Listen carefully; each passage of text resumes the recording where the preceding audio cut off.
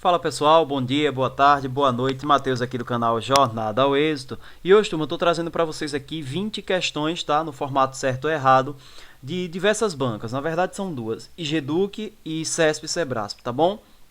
Nós veremos conceitos importantes. Ah, Matheus, no meu concurso não cai resolução e aí tem questões de resolução. Gente, quanto mais conhecimento, melhor, tá bom? Caminhando. A primeira questão vai dizer assim: dirigir ou conduzir uma motocicleta com passageiro sem o capacete devidamente fixado à cabeça pelo conjunto formado pela cinta jugular, só apagar aqui, cinta jugular e engate por debaixo do maxilar inferior, constitui infração de trânsito cuja penalidade é prevista é multa no valor de R$ 88,38, conforme preconiza a resolução de número 940 de 2022 pelo Conselho Nacional de Trânsito. Gente, correta a questão, gabarito certo, tá? De fato, não basta estar com o capacete, não, mas eu estava utilizando o capacete, tá? Mas ele não estava devidamente preso, né, através da junta da cinta jugular, perdão, e tampouco com engate acionado, ou como a gente diz no popular, afivelado, né? Tá certo? E tampouco estava por baixo aí essa cinta, a fim de prender o capacete à sua cabeça, ok? Questão correta. Segundo o anexo 1 da Lei 9.503 de 97, o nosso querido CTB, nós veremos aqui, pessoal, um conceito fundamental, conceito de sinistro de trânsito. Ô, Matheus, e o que é isso? Gente, é um evento que resulta em dano ao veículo ou à carga e ou em lesões às pessoas, animais e que podem trazer dano material ou prejuízos ao trânsito, à via ou ao meio ambiente, em que pelo menos, uma das partes está em movimento, nas vias terrestres ou nas vias abertas ao público. Gente, conceito fidedigno aí de sinistro, conforme preconiza o anexo 1. Matheus, eu não havia visto ainda o anexo 1. Vejam, basta digitar o número da lei no Google, né? Acessar ao site do Planalto e no final lá vocês terão o anexo 1 com os conceitos fundamentais aí, tá bom? Mas aqui no canal nós temos uma aula também com os termos, os conceitos relevantes aí, caso vocês queiram. Questão de número 3 vai dizer assim: quando não for possível sanar uma irregularidade no local de uma infração de trânsito, o veículo será liberado e entregue ao condutor regularmente habilitado, mediante o recolhimento do certificado de licenciamento anual, desde que ofereça condições de segurança para a circulação. Gente, correto também, tá? Ele vai ser sim liberado desde que um condutor regularmente habilitado esteja lá para fazer a condução do mesmo e também que ofereça condições seguras. Caso ele apresente condições inseguras, ele não será liberado e aí será recolhido. Cuidado, porque essa questão ela só trocou a ordem conforme consta lá no CTB, tá? No artigo 271. Ela mudou um pouquinho a ordem, mas é a mesma informação. Ok? Questão de número 4 vai dizer assim: à luz do CTB, a multa reparatória poderá ser superior ao valor do prejuízo demonstrado. Errado, pessoal. A gente não precisava nem ter visto o artigo 297 do CTB para saber disso. É questão óbvia. Se você reparou em R$ 1.000, se você teve ato danoso no valor de R$ 1.000, precisa reparar os R$ 1.000, tá bom? Agora, se existe dano moral, etc., aí é outra conversa. Mas para fins de reparação, a natureza dessa multa reparatória, tá, encontra-se lá no artigo 297. Deixa eu até colocar aqui, até porque pode ser aí que apareça no concurso de vocês, tá bom? Artigo 297 do nosso querido CTB. Questão de número 5. Maquiar-se enquanto dirige é uma prática bastante comum, que pode ser enquadrada em infração de trânsito, assim como fumar, sinalizar uma manobra ou utilizar o aparelho de celular. E aí, minha gente, o que é que vocês me dizem? Muitas pessoas aqui, numa leitura rápida, marcariam essa questão como correta.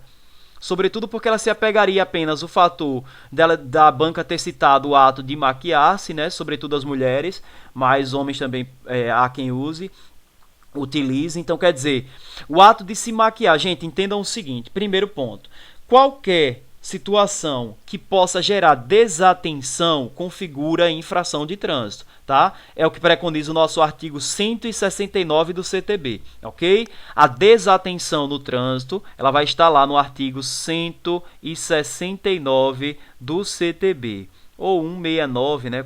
Caso vocês prefiram assim elencar. Mateus, por que está errada? Fumar também. Gente, sinalizar uma manobra não configuram a infração, pelo contrário, é uma obrigação do condutor em fazê-lo. Percebam que a banca foi maldosa porque ela trouxe 3 exemplos. Ela intercalou um correto com um errado e um correto novamente. Percebem? Então ela usou de maldade aí, de sabedoria, casca de banana, chamem como quiserem aí, na hora de avaliar a questão. Aí requer atenção, mas uma leitura apressada teria sim feito com que o candidato perdesse essa questão aqui por besteira, né? Caminhando. Questão de número 6 vai dizer assim pra gente. Ao estar em movimento, deixar o veículo de transporte coletivo de passageiros ou de escolares de manter a porta fechada é considerado uma infração de natureza grave. Está errado, é de natureza gravíssima. Mateus, como é que eu pego esse time aí do que é grave, do que é gravíssima, do que é leve? Gente, o que eu digo sempre, eu utilizo a seguinte estratégia, eu busco olhar pela perspectiva do nível de exposição do risco à vida.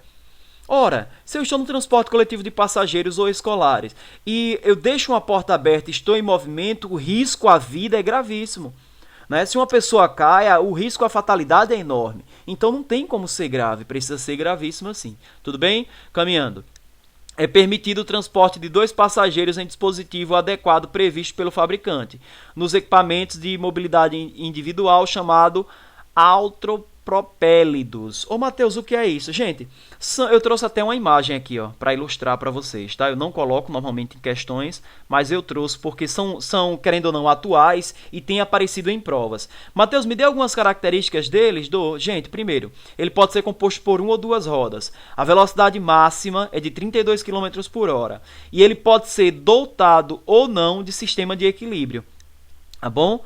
Pode ou não ser dotado de sistema de equilíbrio. Existem outras características quanto à questão da força, né?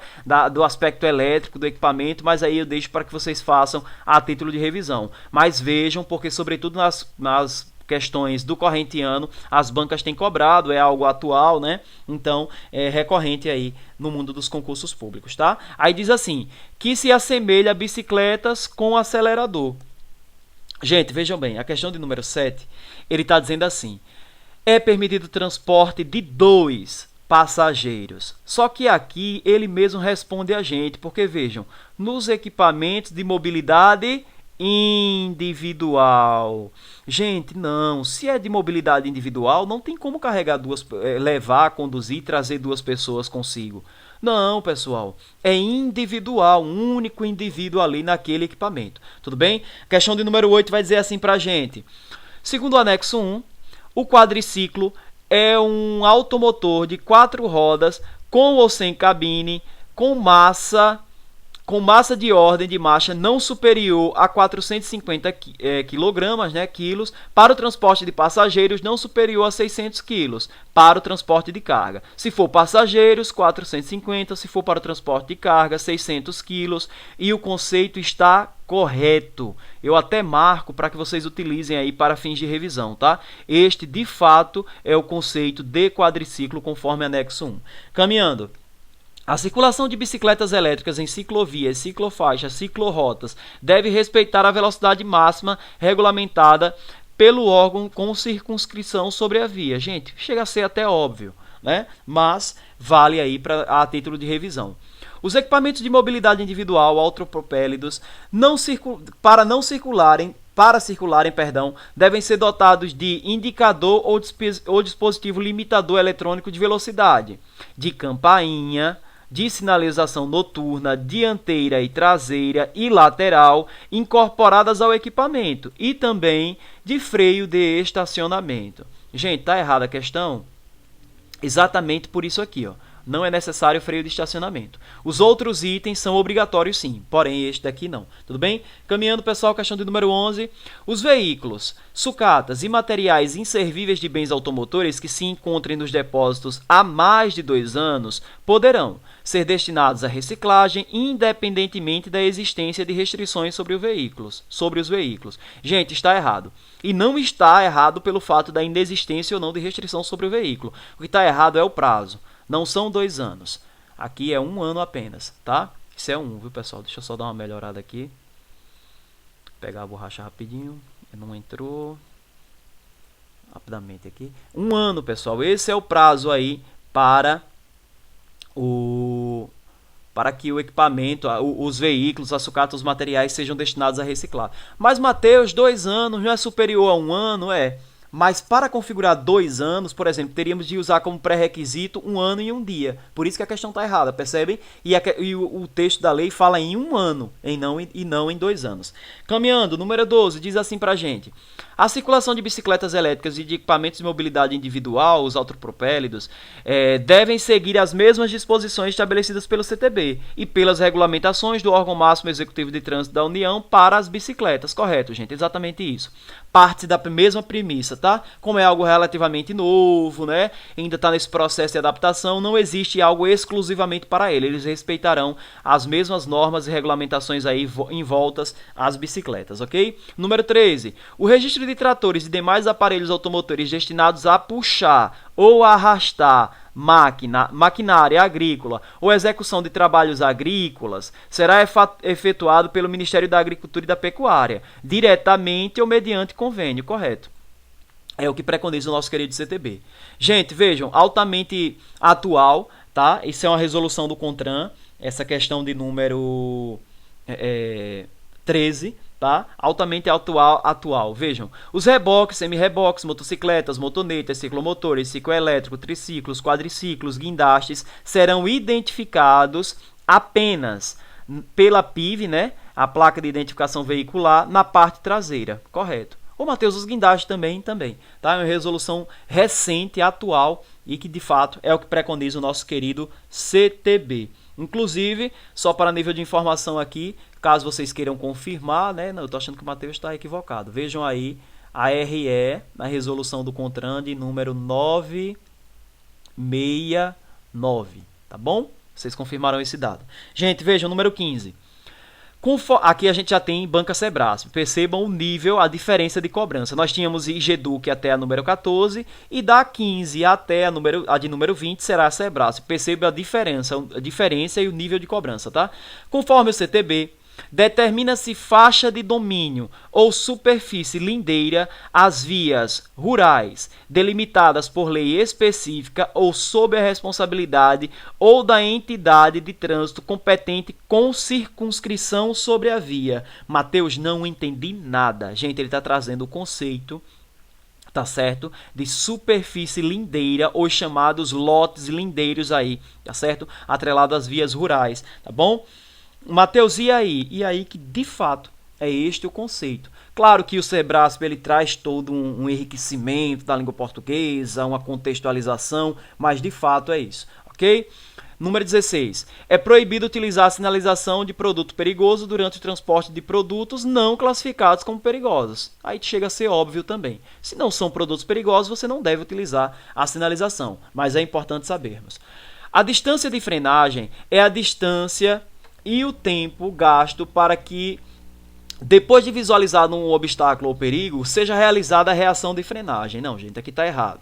Tá? São institutos diferentes. O Sebrasp aqui mesclou conceito de distância com conceito de reação.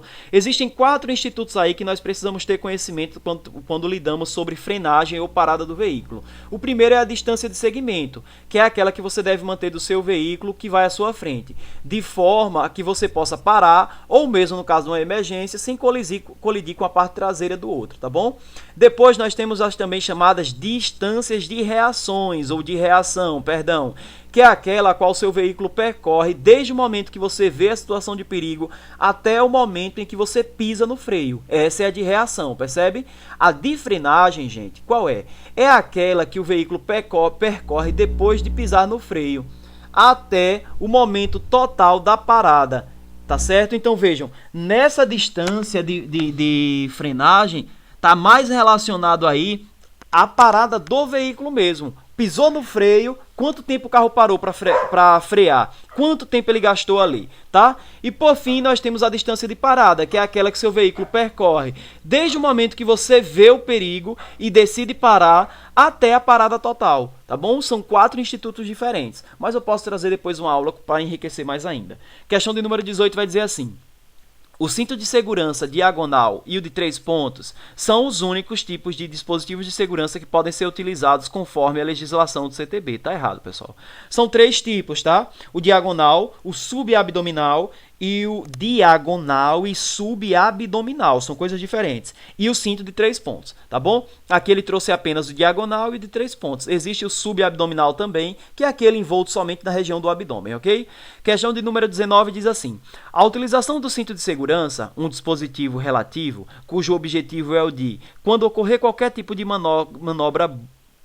Deixa eu só me localizar. Quando ocorrer qualquer tipo de parada brusca ou colisão, evitar que o condutor e os passageiros se choquem nas partes internas do carro e sofram lesões. Show. Que sejam leves ou graves, independente, né?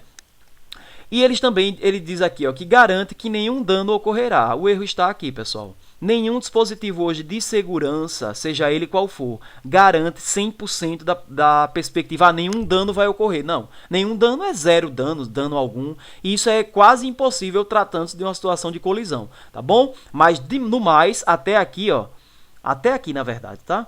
Até aqui, só marcar aqui com texto, passar uma borracha para ficar mais elegível. Até aqui está correto. De fato, é o que preconiza aí o nosso querido CTB e o objetivo, tá?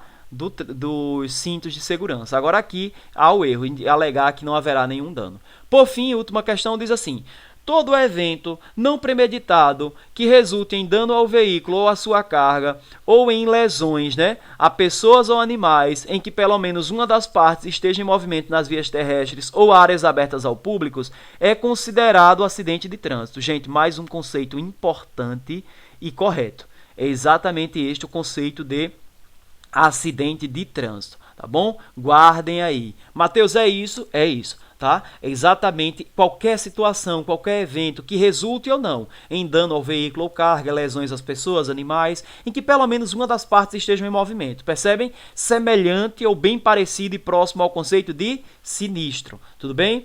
Correto? Pessoal, espero que vocês tenham gostado. Se gostaram, curtem, comentem, compartilhem. Espero ter ajudado de alguma forma. Um forte abraço e até o próximo vídeo.